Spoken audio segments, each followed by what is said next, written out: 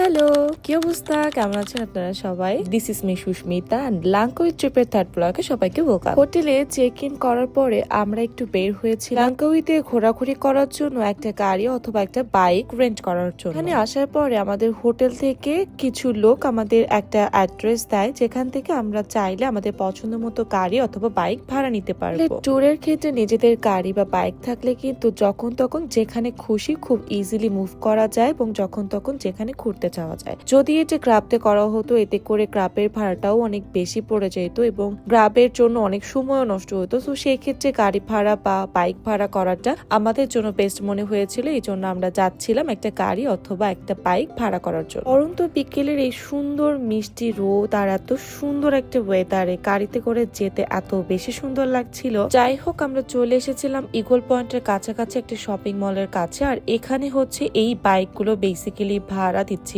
এবং এখান থেকে ছোট বড় পছন্দ অনুযায়ী একটা গাড়ি ভাড়া নেওয়া যাবে।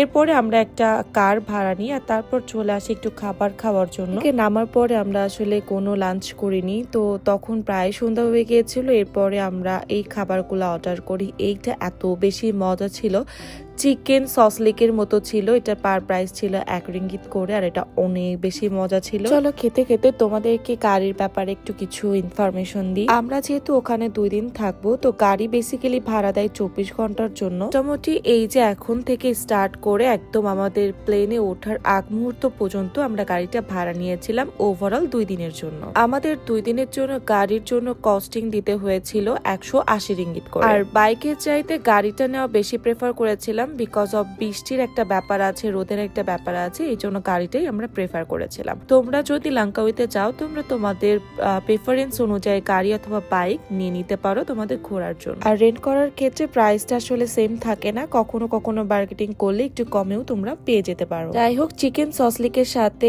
এই খাবারটা অর্ডার করছিলাম। এটা এত বেশি বাজে ছিল, লাইক আমাদের খিচুড়ির মতো, খিচুড়ির চাইতেও অনেক বেশি বাজে ছিল। দেন কাইলো আইসও অর্ডার করেছিলাম আর এটা এখন আমার সব থেকে পছন্দের একটা ড্রিঙ্কস। এখান থেকে খাওয়া দাওয়া শেষ করার পরে আমরা আবার আমাদের হোটেল রুমে ব্যাক করি এন্ড ওখান থেকে আবার একটু ফ্রেশ হয়ে স্নান করে রেডি ফেডি হয়ে আমরা আবার বের হব আমাদের আশেপাশে যে ভিজিটিং স্পট গুলো আছে সেটা দেখার জন্য।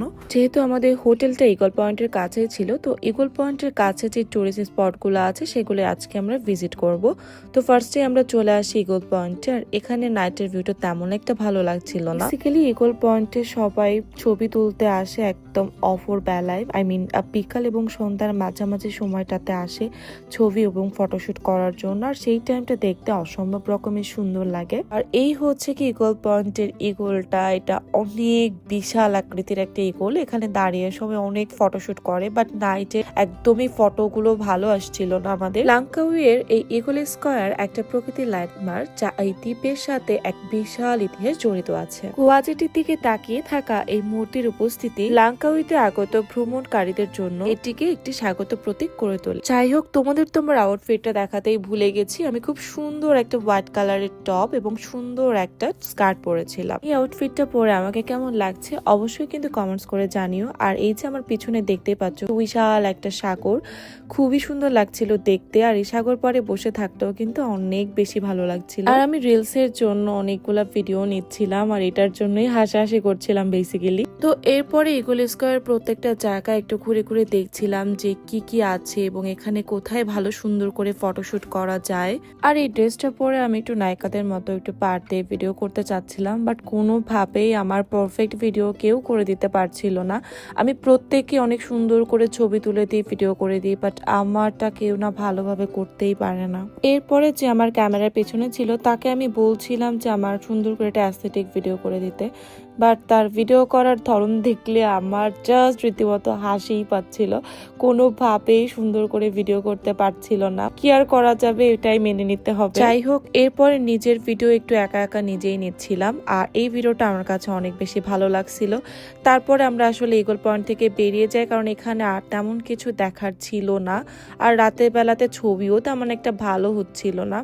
তো এরপরে আমরা এখান থেকে একটু আইসক্রিম খাবো আর তারপর হচ্ছে কি আমরা এখান থেকে বেরিয়ে যাই। এরপরে এখান থেকে একটা আইসক্রিম খাই আর তারপর আমরা চলে যাই আমাদের হোটেলে। আর এই ছিল আজকের আমার ছোট্ট একটা ব্লগ। আশা করছি সবার অনেক বেশি ভালো লেগেছে। ভালো লেগে থাকলে একটা লাইক কমেন্ট শেয়ার দিতে ভুলো না। দেখা হবে পরবর্তী আরো একটা ব্লগে। সে পর্যন্ত সবার জন্য অনেক শুভকামনা। সবাই অনেক বেশি ভালো থেকো, নিজেদের খেয়াল রেখো। That's for today's video. Tata, bye bye.